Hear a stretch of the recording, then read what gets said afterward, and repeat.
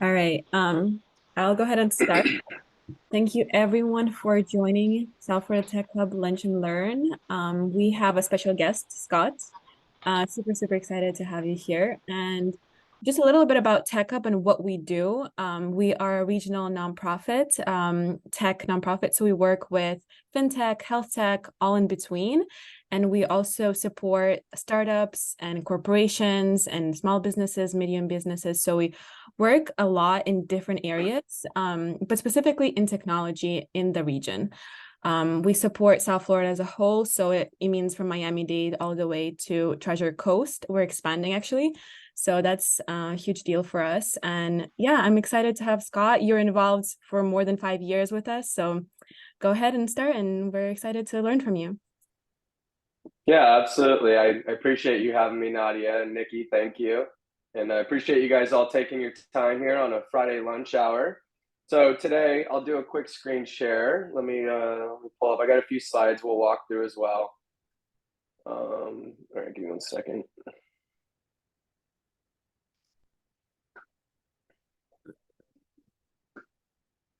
All right, hold on 1 second. Can you guys see? Can you see the Yep. slides? Perfect. Yeah. Cool. All right, awesome. So let's jump right into it. And then if anybody has any questions, at the end, I'm happy to answer anything. Hope you guys, take a few maybe tips or tricks away from this conversation, and really excited to kind of dive in to how do you build out the ideal go-to-market team. So our firm, Sloan Staffing, was founded. A lot of you probably know Max Spanier and his wife Lindsay. And really, the notion right out of the get-go was helping companies, primarily technology companies, find great sales and marketing talent, right? And helping build those go-to-market teams. So still a core competency of ours, even though we've grown into other areas. But it really is our bread and butter of what we do. So let me just kind of get rolling here. So this is the index, right? There's a few different areas we're going to cover. First being, it's hard to determine what are the going rates these days, right? And what is it going to take from a compensation perspective to secure ideal candidates? So we'll cover that. We'll also talk about some tools that your team needs to be successful. The ideal client profile. There's a lot of companies out there, whether you're a product company, service company, really trying to identify who exactly is your ideal client. And some companies, there's a lot of different industries that they service. So it can be difficult sometimes. So we'll dive into that a little bit. Also, as a hiring manager, the interview process is not one-sided. It's not the candidate just having to convince you that they're the right person for your team, but also you got to convince them, especially when it comes to sales and marketing people, because they're business people. So you have to ensure them that this is the right opportunity for their career. And then lastly, having clear expectations and setting those as early as possible with candidates, because it just sets them up for success with your organization. So we'll kind of dive into the first slide here. So there's, and this reflects more sales, and obviously we do a lot in the SaaS world, a lot in the technology product world, but these are really where we're seeing ranges that are working well for our clients and really helping them secure, great talent. So you have kind of your entry level salesperson. We call them business development reps, sales development reps, and these are folks a couple years, into their profession. And really their job is to go outbound and to help the company identify new opportunities and to set up those opportunities. And in a lot of cases, it's a lower base salary. Also, they're compensated in a lot of cases on how many appointments that they can set with potential clients. And then from there, it typically moves into where more of a mid-level to senior type sales professional, which we call account executives in the technology world, to where their job is to really run that prospect through the sales process, right? It's usually an increase in salary. It's usually folks with, 5+ years experience. They know how to run a sales cycle. They understand how to close deals, and they really understand how to position the value of the service or the product that you're engaged with this company. And Typically what we're seeing as far as on target earnings, it's usually double the base salary. So as an example, if somebody's base salary is $100,000, typically we want to incentivize them with a nice commission structure, and usually the on target is about double, so it'd be about $200,000 in that case. And then lastly, we have your what we would call your sales leader, right? Somebody who is very senior, who at one point in time was a BDR, who at one point in time probably was an AE, and they understand the full cycle of the sales process. They also understand the coaching aspect that it takes to be a leader in a sales organization. So these are your vice president of sales. These are your sales managers. Their compensation is usually a little different. There's usually a more substantial base salary and commitment from the business up front, but also they carry the team's number, right? Their goal is to make sure that all the team members, whether it's the BDR team or the AE team, they are all performing at their highest level and really supporting them and helping them, continue to drive success and continue to drive revenue and opportunities for the company. So I can also call out too, when you think about marketing roles as well, your base salary. Now, again, sales positions are compensated much differently than marketing positions, but your base salary ranges are going to be pretty reflective from, like a marketing coordinator who's just getting started in his or her career to more of a mid-level marketing professional. And then obviously you roll into the senior marketing type roles, your directors, your VPs. It's going to be comparable from a base salary perspective. So just wanted to cover some numbers. It's always changing, it feels like, too. It's hard to say what is the ideal number to get great candidates interested in joining our company, but I hope that these ranges help a little bit. Whoops. So moving on. I don't know why it's not moving on. Hold on. Oh, there we go. Tools. So tools are important, right? The world we live in now, there's so much technology. There's so many ways to drive efficiency in what you do when it comes to sales and marketing. And tools are extremely important, and it is a commitment and an investment from a company, right? So I've listed some tools here. You probably recognize a lot of these tools. They're some of the best on the market when it comes to go to market, when it comes to going outbound to potential clients. And we'll first start off with research companies and data companies, right? So this is what we call intent data. And it is game changing. We personally here at Sloan, we use ZoomInfo. We are a big talent partner of 6sense, which is a fantastic solution. And really what this is doing, these types of tools help you identify not only contact information, right? You can get pretty much anybody's cell phone number, anybody's email address from these tools, but also they go really deep into the data, and they'll tell you, in our case, we provide recruiting services. So I can tell who is searching for recruiting services, while at the same time, I can drill down into specific enterprise technologies that we recruit around. So it takes a lot of the guessing out of, who could be our next great client, and really helps us hone our strategy in on who exactly we want to go out to. And it is an investment from the company. I mean, these tools are not inexpensive by any means. So, but the return on investment, if you leverage them properly, is there all day long. Next is operational systems. And, you guys, I feel like you either have Microsoft Office or you have Google Workspace. My past couple companies, we've been big Google shops, and I'm a big fan of Google. But in my early days, it was more Microsoft from what I saw. And then of course, Slack. Slack is been acquired recently, as you guys all know, and it's a great tool to have that internal communication and those open channels. And also, we set up a lot of Slack channels with our clients, so we can collaborate. I mean, it's literally texting for business. So there's some great tools out there. If your company doesn't have a workspace or doesn't have Slack, you certainly should consider it. And there's different levels for everybody's type of budget, whether it's paid or there's even free versions as well. And then lastly is, how do you track activity? How do you make sure you're staying focused on your priorities? And these are done through customer relationship management tools. Obviously, the big one in the world is Salesforce. A majority of companies, that is a substantial investment for them, and it is a phenomenal CRM, but at the same time, it is very expensive. So there's been a lot of competitors that enter the space that have disrupted the CRM industry. And as an example, we use here at Sloan, we use HubSpot, and we use the paid version. We have HubSpot, the sales, the marketing. So we have the full suite from HubSpot, but that's another great CRM solution. And I feel like they're constantly adding features and functionality to help. At the end of the day, these tools are made to make the sales professional or the marketing professionals' lives easier, to make their efforts more effective, and to really keep you on track of like what you should be doing on a daily basis, and to stay focused on what matters for the business. So again, it's an investment, but in most cases, if you're leveraging these tools appropriately, the return is there all day long. We'll keep rolling. All right, so understanding the ideal client profile. I think this is a big one.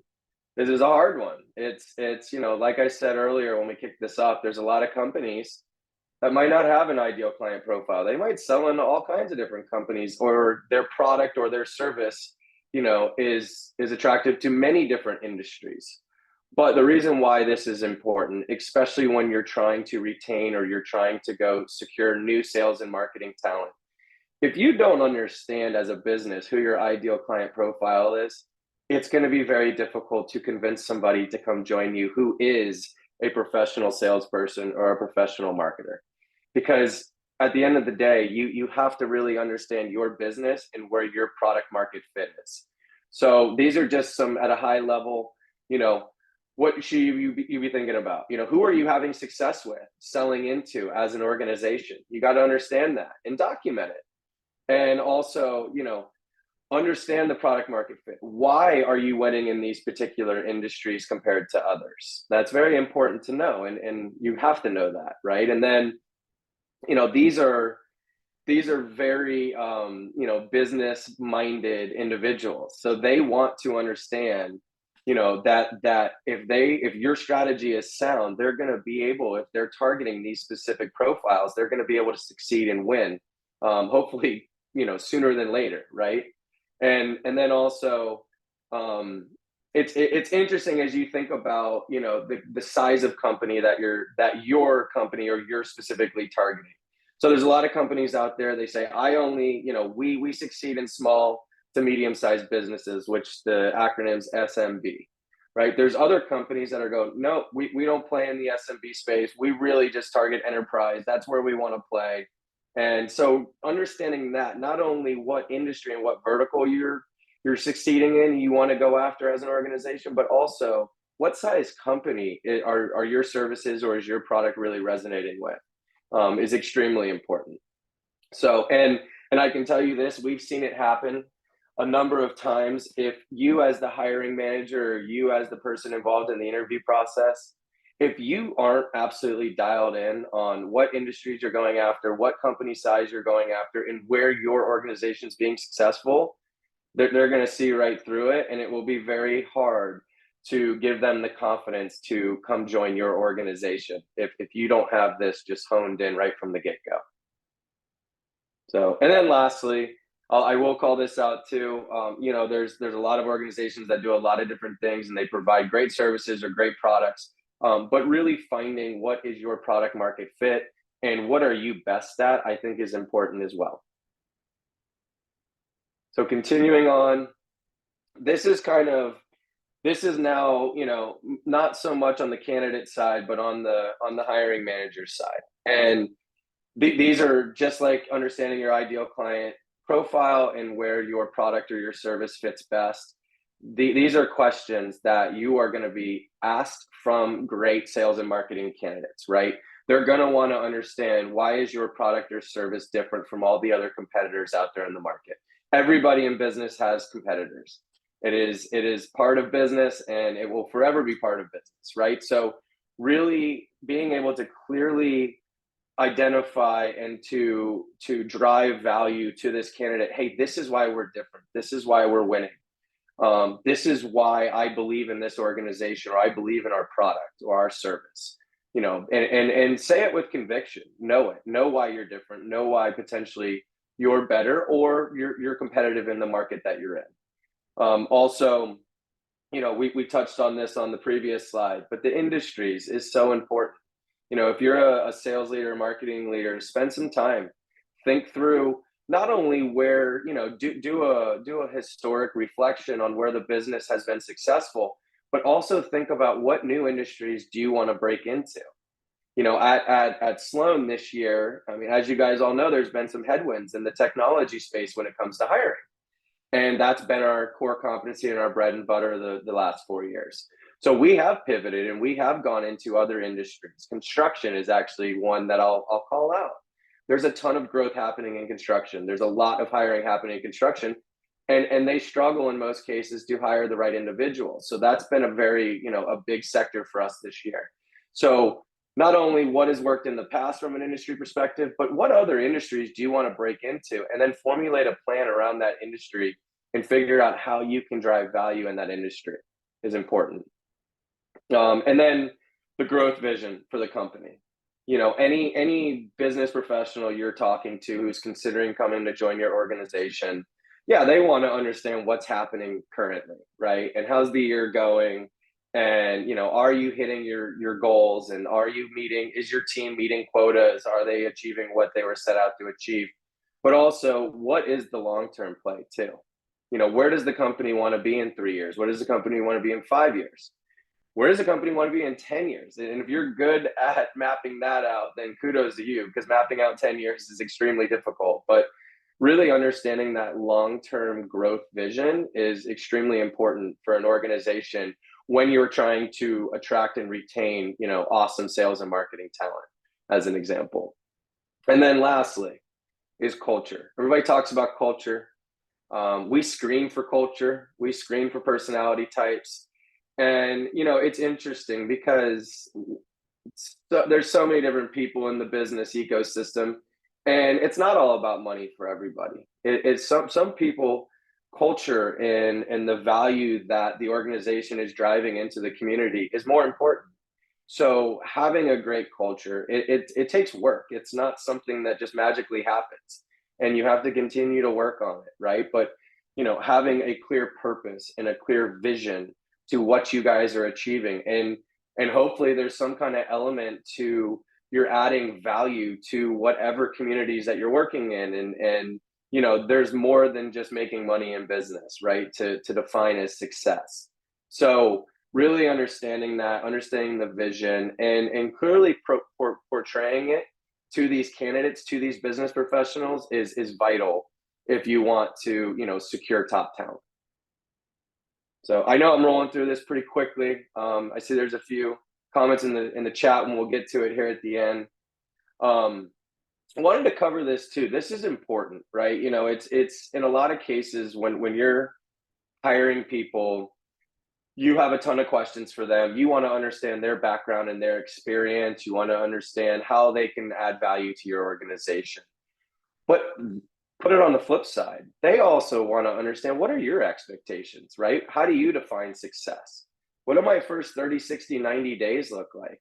I mean, when you engage with as many business professionals as we do, like, they want to be successful. They want to enter a new opportunity or a new company and really help drive growth. So having those clear expectations for these candidates, because they're going to ask you, the good ones will ask you, what does my first 30, 60, 90 look like? What is a great year one for me? Can you define that for me?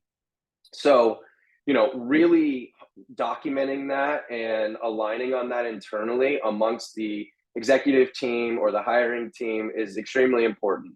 And being able to answer those types of questions clearly is vital, right? I mean, it's an expectation that these candidates are going to have. So, and then the support system, it's onboarding is so important. It is what sets these candidates up for success right out of the gate. If you're a product company, they have to have great training on that product. Don't expect, even though let's say they've been in sales for 20 years and they're great at selling, don't expect them to just know everything, right? Teach them about your process and how you like to do things. And they're going to bring they're going to bring things to the table that you guys might not be doing currently that's going to add value to the process. But really train them and spend time and have them understand, why your product's so great or why your services are so great, and tell those client success stories as well. Telling these candidates real life stories of where you've been successful is probably the most impactful thing you can do as a hiring manager. You telling them that your company's great and that your product's great is one thing, but really putting it into real life context, it's a whole different level. So, understanding that and helping these candidates clearly understand what their expectations are is imperative. And also, be transparent with them. If you're a young company that's growing and you don't have a lot of runway to have somebody take 12 months to get up to speed and to start driving results, like, tell them that and say, hey, this is a fast-paced environment. Like, we need you to really hit the ground running and work really hard because we need results. Like, this is a big investment for us. This is a big hire for us. You're a very important person for our team, but we need you to achieve X, Y, Z within a certain time frame. That's our hope for you.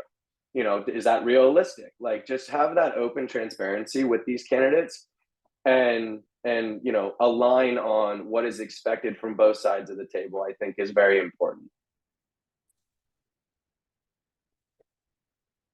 And then lastly, I feel like I just buzzed right through this, but I told you a little bit earlier on Sloan, and we're just, we're so thankful to be part of the tech community down here in South Florida. It's been amazing for me to see what's transpired over the last 6+ years here in South Florida, and can't wait to see what the future has in store. There's a lot of great companies, that are growing here. Anyways, so do we have any questions? I see there's some things in the chat. Remote work, that's a good one. This is actually a call. I have a call out because we've been seeing this more and more. And depending on what stage of the career you're in, like when I started my career, in office was the norm. Everybody went to the office 5 days a week. There was no other substitute, and that was just what we did. My parents' generation, that's definitely what they did, right? So it's interesting as well when you think about hiring great talent and what you want your business to be post-COVID. Obviously, things got disrupted. Think through, we personally here at Sloan, we're in office 4 days a week. We do one day, Wednesdays are work from home, and it works really well for us, right? We have a hybrid model. There's other companies that might do 2 days from home. There's other companies, we have a lot of clients that are going back in the office full time. And at sometimes it's handicapping the candidate pool because there's a lot of individuals that just aren't open to doing that. So thinking through that as well too. Oh, excuse me, my light turned off. So thinking through that as well too is important. But do we have any other questions? Yeah. Yeah, I have a friend. He's the CEO of a company, and we were talking about his hiring practices, some of the questions he asked, and more to the point of some of his red flags now. And it was interesting hitting on two different points that you just mentioned. One of his biggest red flags is when somebody asks him, "What is your remote work policy?" And he said, "Who do you think I'm going to hire? The person who's asking me how much time can they spend in their pajamas working in their house, or the candidate that says to me, what is your measurement of success for the next 3 months, 6 months, or what do I need to do to succeed?" And things like that. And that was very eye-opening and interesting. Makes total sense, of course. But this whole work remote and coming back has changed the dynamic in so many ways. I've done some consulting work for companies, listening in on their sales calls on a Monday morning, and everybody dials in like this, and everyone's just staring at the screen. Nobody's talking about the weekend. Nobody's talking about, did you see the Jets win on Sunday, or whatever it may be. And everyone's just staring at the screen with no vibe. And it takes a certain talent to be able to maintain that vibe, and especially with new people, to get them to buy in on that and feel comfortable. Where if they were starting work the first week, they'd be talking to everybody at the water cooler or whatever, and without that personal touch, it can be real challenging to, right? Some people have no personality on Zoom. They have no personality in the office, Very good point. Yeah, I mean, they're all good points. There is no, there's no perfect formula. It's really up to the organization. I like being collaborative in person. I much would rather prefer this lunch and learn to be in person, but then I can't have great people like Virginia join us because she's up in Aw, Chicago. thanks. So, but it's just the world we live in now, and as an organization, you just have to think through what works for you. And if you do want everybody to be in the office, that's okay. We have a lot of clients, they require in office 5 days a week, and there's candidates out there that absolutely are willing to do that, and they prefer it. I personally prefer coming into an office, so that wouldn't deter me whatsoever as a potential candidate. Yes, Bridget? Oh, No, you're clapping. I thought I'm you were clapping raising your because hand. I do agree. Like being in office, you are able to achieve so much as a team, but especially in Miami with all those high rises, like of course the staff needs to be there in person. Yeah, it's an interesting one. It's hard, and a lot of companies are actually, they've adopted the hybrid model, which I think you'll see more and more companies move to, like ones that are still fully remote. I think most of them are going to go to some kind of hybrid model, or at least try to, right? And there's great individuals that aren't going to be living wherever the corporate headquarters are. So there's some level of flexibility that I think organizations need to have, but you can't make an exception for one person and not make it for everybody else either. You know what I mean? Like, that doesn't work either, and that will deter great culture because then you're having some conflicts internally. So it's a challenging one. And Nikki, I think that would be a great topic for somebody at some point, is how do you determine if fully remote or hybrid or full in office is the right formula for your organization? I think that would be a good one, and it's not going away anytime soon either. It's topic of conversation a lot in what we do. Yeah, I agree, Scott. That is a good one. And I was trying to, I didn't type it well in chat, but I was also thinking as you were talking just a second ago was, I think it's important that naturally the conversation of remote work is going to come up just because of COVID changed everything. But I think it's also important, which I'm sure you have a ton of experience with this, is that when do you bring it up? Because I think so many people make the mistake of that being one of the first questions that come out of your mouth. And then Brian, to your point, is like, okay, are you just a lazy guy and trying to, get that out of the way pretty quickly? Or you have folks like myself that it is easier for me. I do prefer to be in person, but remote work is easier. Like I've got two Yeah. kids. One's in middle school, one's in high school. I mean, 2 hours in the morning is literally just back and forth between school. We've got soccer. Like it is easier for my lifestyle. So would I go into an office if I needed to? Yes. But does it make my life easier to be remote? Yes. So I think it's just important to sell yourself first, make sure that they're also interested in you, and then making sure you have that discussion. Because I think too many people, I talk to people all the time, and that's the first thing is, what's the pay? Is it remote? And that shouldn't be your first question. Neither one of Yeah. those should be your first questions. No. Yeah. Well, and the thing, when you're working with a third party recruiting partner, they're going to have those answers. So when they Yeah. have that Right. initial conversation with you, we tell them, hey, the expectation's in office 5 days a week. Is that a problem? Yes or no? The salary range is this. Is that within your range? Yes or no? And if it's a no, then they don't get submitted to our client, right? So, but if you're interviewing with a company and a CEO, and you start talking about how many, what's the PTO schedule looking like, and things of that nature, you are absolutely not going to get that job. That is a conversation for the very end of the process. And I'm sure you've And seen it, Scott, shouldn't be too, your because focus. I'm sure you guys have experience with this. Like sorry, because I know Scott knows, I used to come from staffing as well. And one thing that Yeah. we always saw was, the really smart candidates would get on, and even if they were interested in remote or hybrid or whatever, they would get on and sell themselves really hard, and so the company wanted them so bad. And then once they had them on the hook, then you say, hey, Yeah. are you open to some hybrid or a couple days here and there or whatever? Because by then you sold them, instead of bringing it up front and then you don't even get the interview. Yeah, I hear you. I don't personally, I don't like the bait and switch. We've had that. We have that happen. It happens a lot with compensation. They'll say, yeah, I'm good with that salary range, and then, to your point, they go through the process. Our client really likes them and is like, that's my person. And then they're like, Yeah. oh, by the way, I've been thinking more about it, and I'm going to need an extra $30,000. And you're like, what? Yeah, Like, that doesn't that make is not sense. what we agreed upon. So that, as a business professional, that doesn't rub me the right way. And if you're going to do that at the end, like, what kind of employee and team member are you going to be for my client? I was Probably going to not say, going to get agree. past me at that point. yeah, Yeah, what I else are they going to agree. change their minds on? Correct. Yeah, I agree, but I think it's also something that if you have somebody like me, I'm not going to tell them up front that I'm willing to do that if I know that I may be able to get it. So I think there's still things that can be I don't know, worked through or negotiated or whatever. But I think it also has to be that if you know that you are fully not willing to go in the office, say that up front. But like somebody like Right. me, I prefer not to. But yeah, I Yeah. just think that I don't know. I think there are things that you can sometimes keep depending on how important the person is to you. Yeah. And I Definitely. think, I mean, Scott, yeah. I was Go going to ahead, say, you bro. make a great point too about somebody who's working with you. You have a lot of these answers already, so they don't have to Yeah.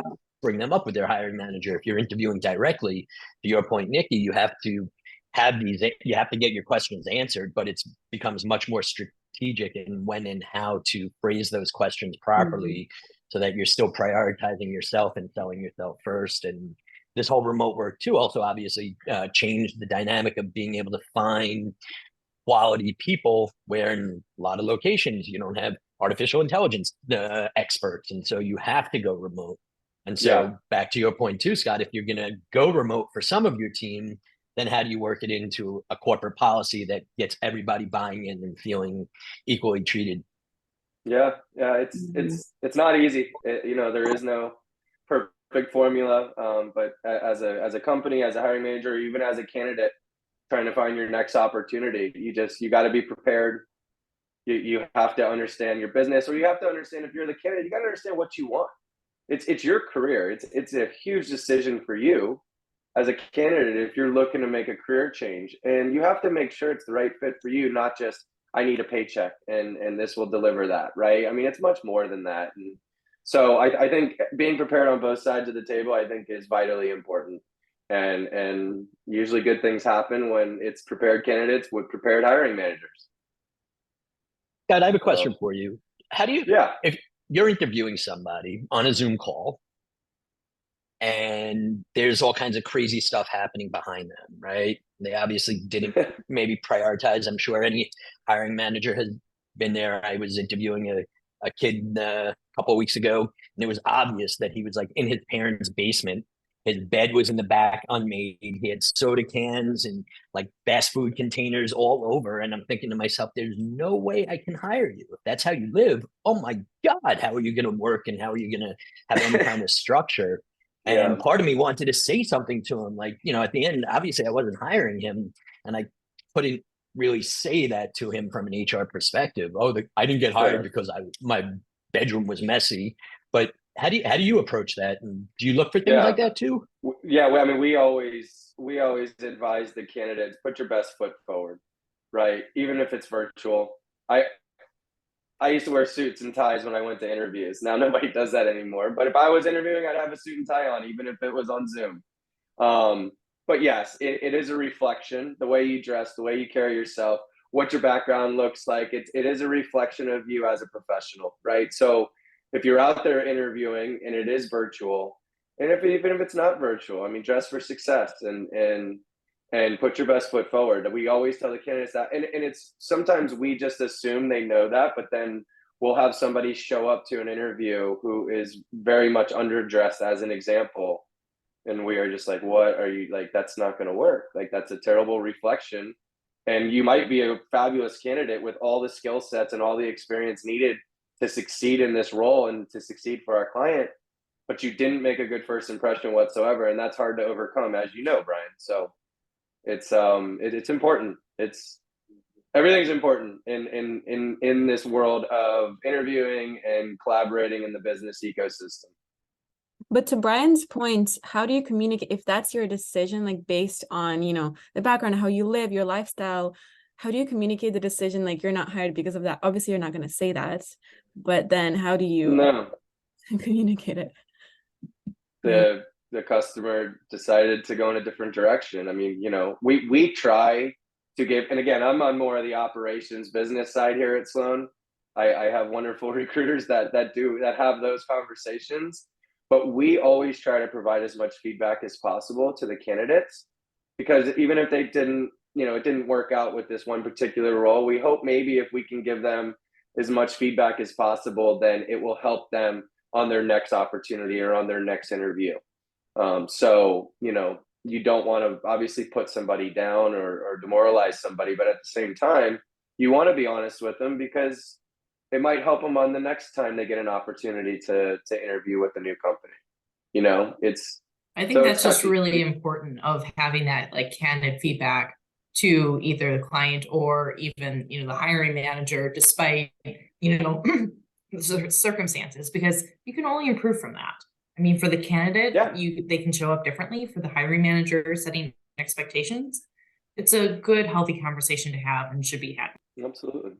Yeah, we have to have resets with our clients all the time, because they drop the ball and they lose great candidates because they didn't do what they were supposed to do, and they didn't follow through with their commitments of being prepared and being, on time. And if you show up 10 minutes late to an interview and the candidate's just sitting there, it's the same exact thing as, you're going to be judged from that candidate, and they might say, man, I don't want to work with this organization. Doesn't seem like a priority. They showed up 10 minutes late and didn't even give me a heads up. That's not good. So, it's a two-way street for sure.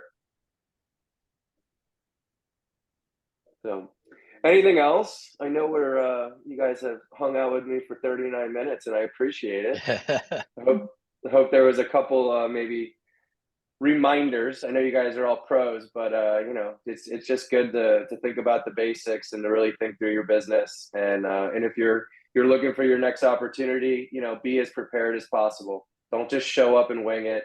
Do research on the company, do research on the role. Try to understand as much as you can about the person that you're about to engage with. And good things happen usually when you prepare. Right on. Cool. All right. Well, thanks. It was good to see a lot of you, a lot of familiar faces. So I appreciate y'all taking the time. And Nikki and Nadia, you guys are the best. Appreciate you giving me the floor here for 40 minutes. Of course. Thank you, Scott. Thank you so much, Yeah, Scott. thank you. Thank you. Everybody have a great rest of everybody. your day. Have a great Have a great weekend. weekend. See ya. Bye. Bye. Everyone.